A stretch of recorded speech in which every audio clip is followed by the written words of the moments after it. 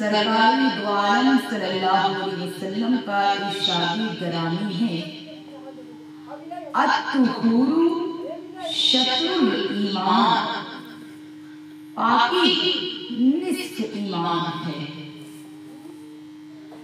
नबी कौनैन सल्लल्लाहु अलैहि वसल्लम का इरशाद बारी है कि जन्नत की कुंजी नमाज है और नमाज की कुंजी तहारत है। मेरी इस्लाम की मुकद्दस शहजादी, मैं आपके सामने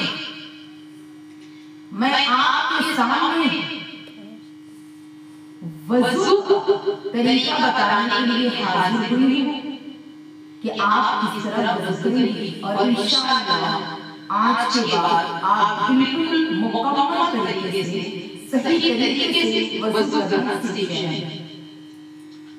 देखिए मेरी इस्लाम की मुकद्दस शहजादियों, वज़ू में 4 फराइज़ हैं। वो क्या है?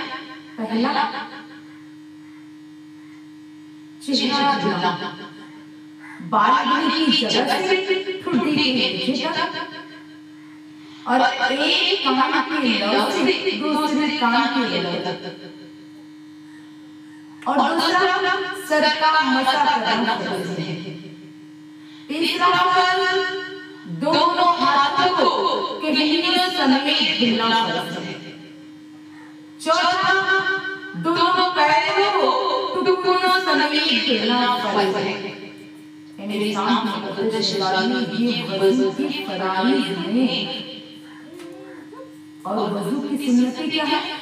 तो आइए मैं आपको हज़रत उस्मान गनी रज़ियल्लाहु तआला अन्हु का एक वाक़या सुनाती हूँ, तो आप खुद समझ जाएंगे कि वज़ू की सुन्नतें क्या है।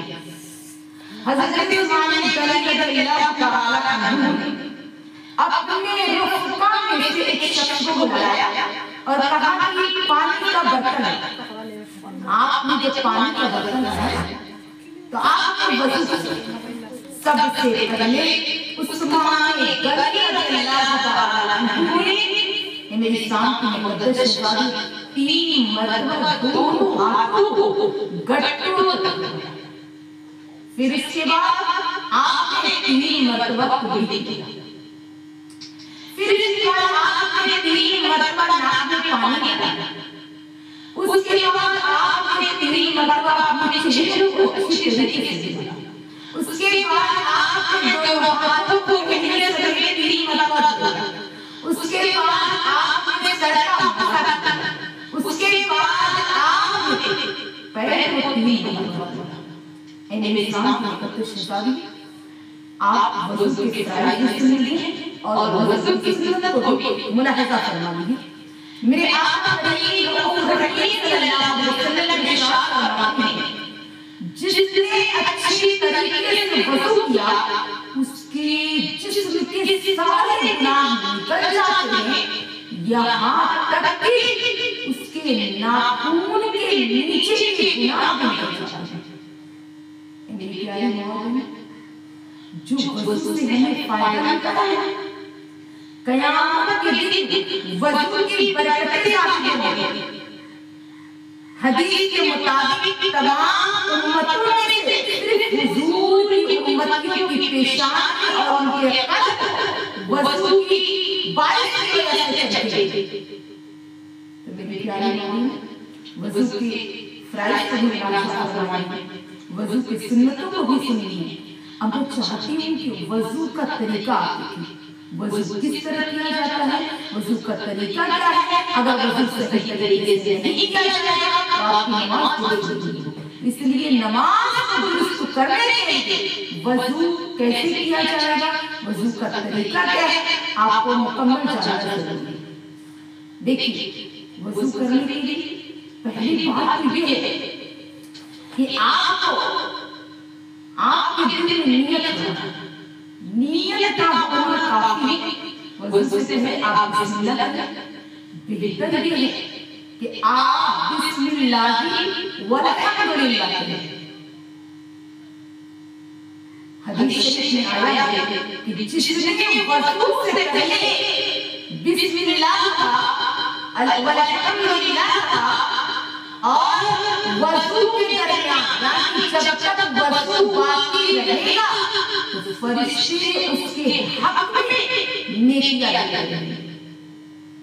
कभी नहीं दिया, यानी जब हम वजू का इरादा कर रहे हैं, दिल में वजू का हमने नियत कर लिया है और नियत करने के बाद मेरे सामने मुकद्दस शब्द बिस्मिल्लाह वल्हम्दुलिल्लाह कहते हैं।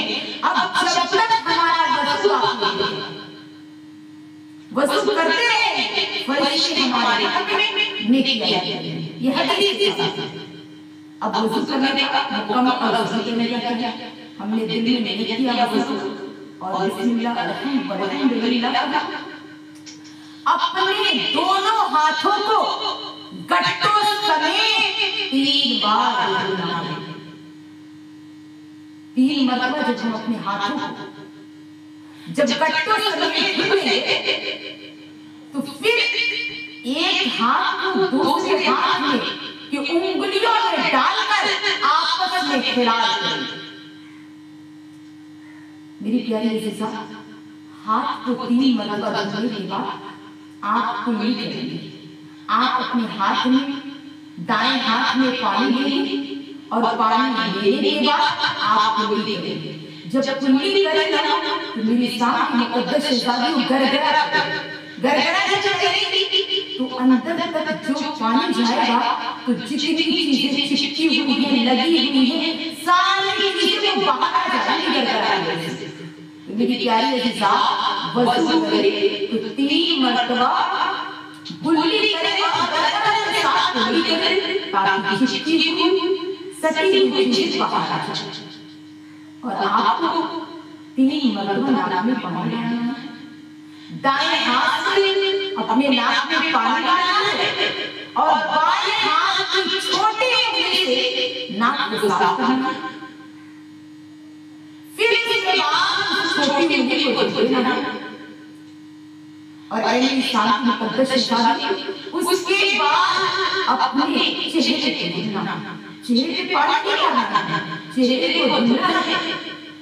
बाल की जगह से लेकर नीचे तक एक कान पे दूसरे कान पे अच्छी तरीके से पानी बहाना है। कोई जगह खुश्क न रहे, कोई जगह सूखा न रहे, अगर सूखा रहेगा तो वो जरूरी। इसलिए बहुत अच्छे से अपने चेहरे को धोना है। और ऐसे शांति मुकद्दस शहजादी उसके बाद अपने दोनों हाथों को धोना है। दोनों हाथों को कहनियों से नहीं धुलना है। जो कहनियों से नहीं धुलेगा तो जैसे इंसान अपने बॉडी में साबुन लगाता है, बिल्कुल उसी तरह साबुन के मानी वैसे ही पानी बिल्कुल दोनों हाथों को, पहले एक हाथ को बिल्कुल अच्छे से धुल लेती हूँ, फिर उसके बाद दूसरे हाथों को बिल्कुल उसी तरह साबुन जैसे लगाते हैं उसी तरह धुलने के बाद कहनियों में कुछ ऊपर तक धुलना है। मुस्तहब तरीका है, जब धुली तो उसके पानी के कतरे को टपका,